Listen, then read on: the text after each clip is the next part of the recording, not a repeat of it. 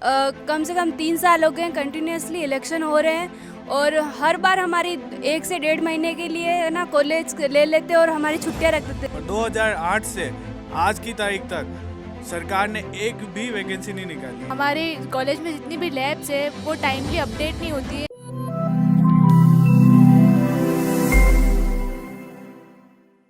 नमस्कार। राजसमंद एक्सप्रेस के माध्यम से अलग अलग वर्ग के दावों को टटोलने का जो एक धरातल पर उतरकर प्रयास हो रहा है, कहीं न कहीं लगता है कि कॉलेज के किसी कैंपस में गए बिना वो प्रयास सार्थक नहीं हो सकता है, क्योंकि इन कॉलेजों के स्टूडेंट क्लास, किताब, कुछ न कुछ कारस्तानी से लेकर कामयाबी तक का जो सफ़र तय करते हैं, उसके बीच अनेक समस्याओं को, अनेक राजनीतिक दृष्टिकोण को और अनेक धरातल से जुड़ी तकलीफ़ों को बड़ी बारीकी से, बड़ी करीबी से देखते हैं। तो उसी क्रम में हम आज पहुँचे हैं राजसमंद पॉलिटेक्निक कॉलेज। यहाँ के काफ़ी स्टूडेंट्स हमारे साथ हैं। हम कहीं न कहीं जानेंगे कि आगामी उपचुनाव के बाद जो भी प्रत्याशी विजयी होकर आता है, उनसे इस कॉलेज को क्या उम्मीदें हैं, ये कॉलेज क्या चाहता है कि वो प्रत्याशी किस प्रकार से उनकी छोटी से छोटी समस्या पर गौर करे, उनके अनेक तमाम पहलुओं पर गौर करे और कहीं न कहीं एक लंबे समय से जिन दिक्कतों का वो सामना करते आ रहे हैं, उन दिक्कतों पर एक गंभीरतापूर्वक चिंतन हो, उसका निवारण हो। मैं आप सभी से जानना चाहूँगा, राजसमंद उपचुनाव आ रहे हैं, आपको पता है? कहीं ना कहीं लगता है आपको कि कुछ हमारी ऐसी तकलीफ़ें हैं जो हम इस राजसमंद एक्सप्रेस चैनल के माध्यम से उन तक पहुंचाना चाहते हो? जी सर है। सबसे पहले तो मैं आपको यातायात की समस्या के बारे में बताना चाहूँगा। यहाँ से बहुत सारे स्टूडेंट जो अलग अलग गंतव्य से आते हैं, जो इनका बस स्टेशन अलग अलग है, तो जो नॉर्मली हमारे बसे वाले जो होते हैं वो मतलब कि जो हमसे पैसे लेते हैं वो मतलब कि जो पहले जो उनकी रेटें चलती थी उन्होंने रेटें बढ़ा लिए। जहाँ से पहले अगर 5 रुपये में बात होती तो वो उन्होंने अब 10 रुपये बढ़ा लिए, जब अगर डबल लेते हैं। और अब हमसे उनसे पूछते तो वो बोलते भाई आप सरकार को बोलो, सरकार ने पेट्रोल के भाव ज़्यादा बढ़ा लिए तो हम भी आपसे ज़्यादा लेंगे। इस हिसाब से हम अभी बेरोज़गार है, हम अभी स्टडी कर रहे हैं, हमारे पास उतने पैसे नहीं है जितने हम वो बोले जितने हम उनको दे सकें। इसलिए अगर उन पैसों के अंदर अगर कोई कंसेशन हो तो हम सरकार से ये बात रखना चाहते हैं।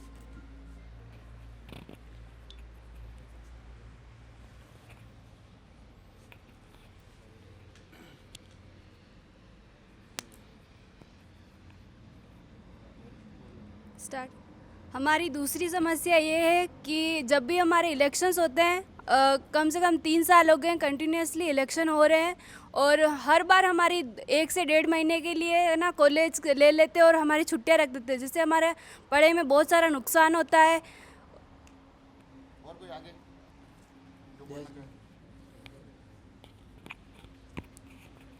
हमारी तीसरी समस्या ये है कि हम हमारे जो बाकी दूसरे जितने भी राज्य हैं हमारे भारत के स्टेट है, उन सब में डिप्लोमा होल्डर्स को आरएससीबी में जेएन की वैकेंसी उपलब्ध है। राजस्थान में भी कर रखी है, पर वो JN2 की वैकेंसी निकाल रखी है, जो कि जबकि राजस्थान सरकार ने ये ऑर्डर निकाला था कि 2008 से JN1 की पोस्ट हम बीटेक होल्डर को देंगे और JN2 की पोस्ट डिप्लोमा होल्डर को देंगे। पर 2008 से आज की तारीख तक सरकार ने एक भी वैकेंसी नहीं निकाली है, तो इसका कुछ सरकार को करना चाहिए। और कोई?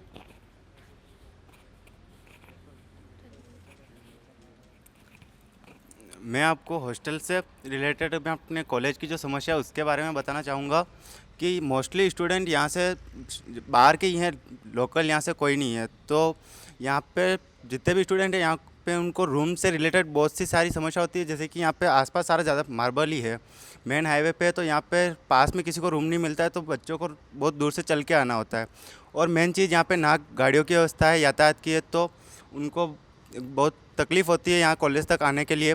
तो मैं सरकार से ये निवेदन करना चाहूँगा कि अपने कॉलेज में हॉस्टल की व्यवस्था ज़रूर करवाएं। मैं आज कैंटीन की बात करना चाहती हूँ सरकार से, क्योंकि हमारे कॉलेजेस में बहुत से दूर दूर से लोग आते हैं, कुछ स्टूडेंट अकेले रहते हैं, तो उन्हें सुबह सुबह खाना बनाने में दिक्कत होती है। इसलिए हमारे कॉलेज में कैंटीन अवेलेबल होना चाहिए, रिक्वेस्ट करूँगी मैं सरकार से। इसके अलावा और कोई तकलीफ?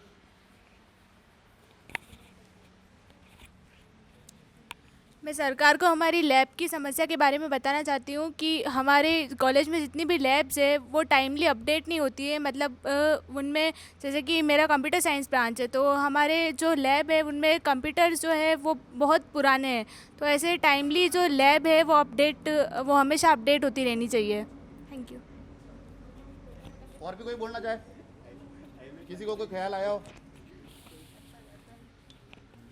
तो जैसा कि आपने देखा, बड़ी बेसिक समस्याएं भी हमको मिली। तो कहीं ना कहीं नौकरियों में जाने को लेकर जो एक तकनीकी दिक्कत आ रही है, उस समस्या के बारे में भी बात हुई।